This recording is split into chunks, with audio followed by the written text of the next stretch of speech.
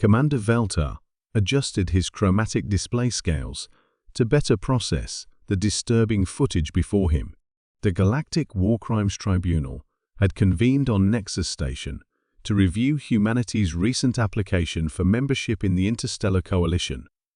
It was standard procedure. Every species had to account for their military history before being granted full galactic citizenship rights. Beside him sat the other tribunal members, the crystalline Judge Kriya from the Silicon Courts, the floating gas entity prosecutor, Weesp, and the multi-armed stenographer Dockler from the Centauri archives. At the defendant's table sat humanity's sole representative, a young woman in a crisp blue uniform who had introduced herself simply as Cadet Sarah Chen. The tribunal will now review Case File 7 Alpha, Human Military Conflicts, 2152,284, Veltar announced, his tentacles manipulating the holographic controls. Cadet Chen, your species, has submitted these records voluntarily as part of the integration process. We appreciate your transparency. Sarah nodded politely, her hands folded calmly in her lap. Of course, Commander. We believe honesty is the foundation of any meaningful alliance. The first footage materialized in the chamber, a brutal urban warfare scenario on some distant human colony. Plasma fire erupted between towering structures, while soldiers in powered armor engaged in vicious close-quarters combat. The timestamp read 2267, during what human records called the Colonial Independence War. Concerning Judge Kriya chimed, her crystal form refracting the display's light into prismatic patterns.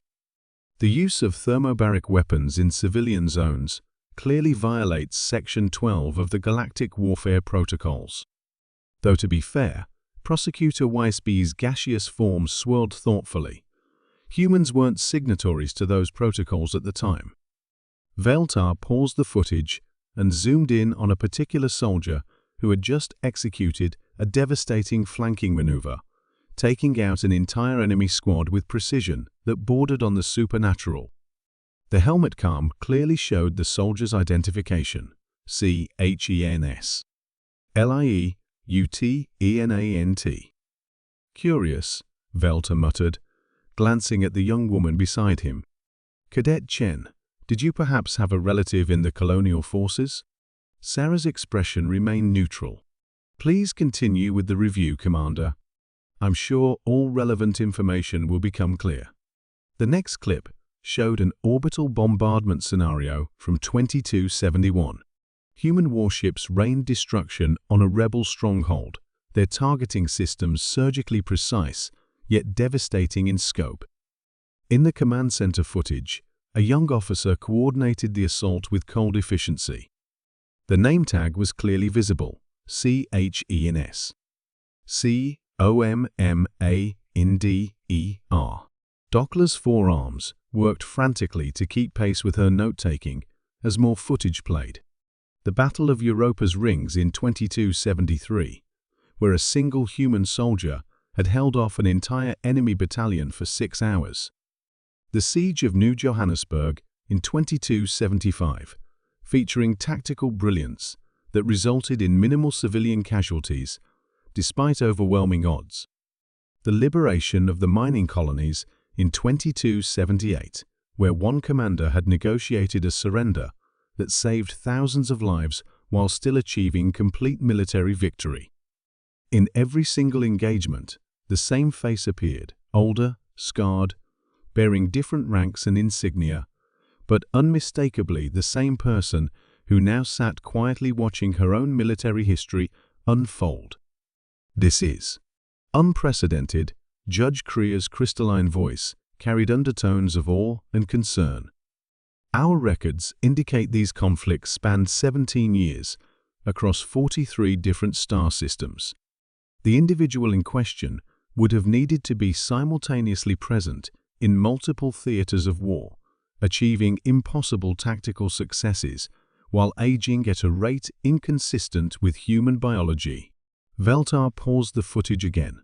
The current clip showed the final engagement of humanity's expansion period, the pacification of the Outer Rim pirates in 2284. A graying human admiral stood on the bridge of a massive dreadnought, accepting the surrender of the last holdout faction. Her nameplate read CHENS. FLAET, a DMIRAL. Cadet Chen, Veltar's voice, carried the weight of dawning realization. Exactly how old are you? Sarah finally smiled, and for the first time, her carefully maintained facade cracked slightly. That's complicated, Commander. But I suppose you could say I'm about 347 standard years old. She stood and walked to the display, gesturing at her own image from decades past. Every major human military victory in the last 3 centuries bears my fingerprints. I was designed to be the perfect soldier, enhanced reflexes, accelerated learning, regenerative capabilities, extended lifespan. I was humanity's answer to a hostile galaxy. Veltar's scales rippled with unease. And now you sit before us as a cadet? Sarah's smile turned wry. Because the wars are over, Commander. I helped humanity secure its place in the galaxy, and now that same humanity wants to join the galactic community as equals, not conquerors. They couldn't send their greatest weapon to a peace negotiation that would send entirely the wrong message. So I accepted a reduction in rank, and came here as a humble cadet, hoping to convince you that humanity has evolved beyond its violent past. But you haven't evolved, Judge Kriya pointed out. You're still the same enhanced warrior who prosecuted those campaigns. True, Sarah nodded. But I'm also living proof that humanity's greatest weapon chooses to pursue peace. Every day, I make the conscious decision not to be what I was designed to be. If I, humanity's ultimate predator, can choose diplomacy over warfare, doesn't that suggest something hopeful about our species' future? The tribunal members exchanged uncertain glances. In all their centuries of adjudicating war crimes and species integration, they had never encountered anything quite like this. The question before us, Veltar said slowly, is whether we're reviewing the crimes of a species seeking redemption or the strategic deception of a warrior culture that has simply learned to wage war by other means. Sarah returned to her seat, folding her hands once more. That, Commander, is for you to decide.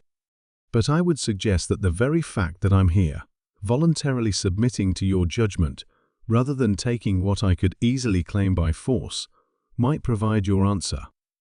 The chamber fell quiet as the tribunal contemplated the implications of judging not just humanity's past, but its engineered future sitting calmly before them.